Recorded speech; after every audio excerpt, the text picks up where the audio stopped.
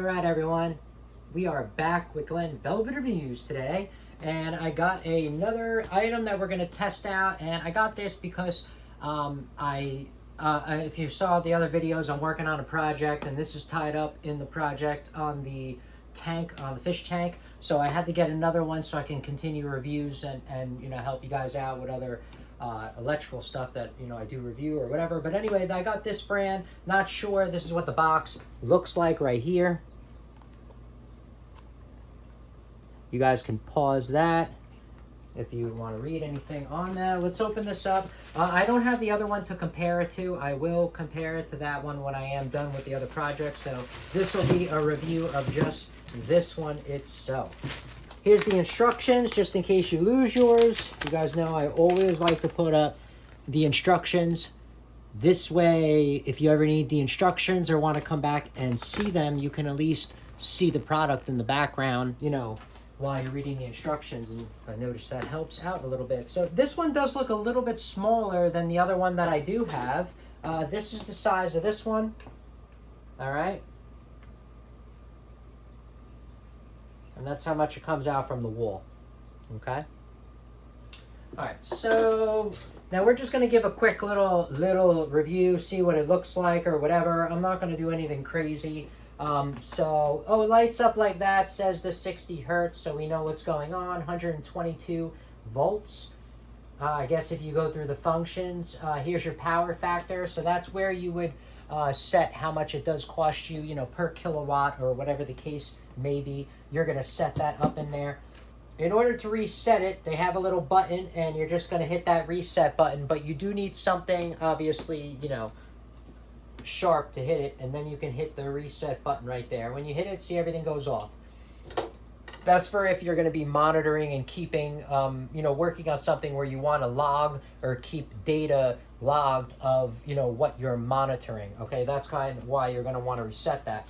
Then if you want to set the cost or whatever, it says you're going to do a long press of the cost button.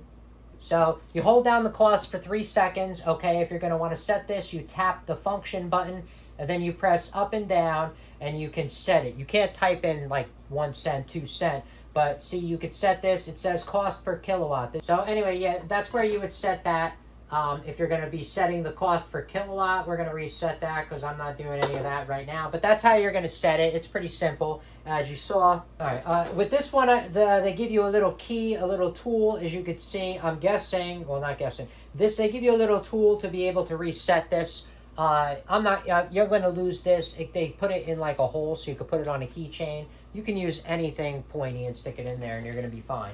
All right, so we're going to use something that pulls some power. This is a 1500 watt heater that I got here that's pulling. This way we can really test this thing out, not be all daisy about it.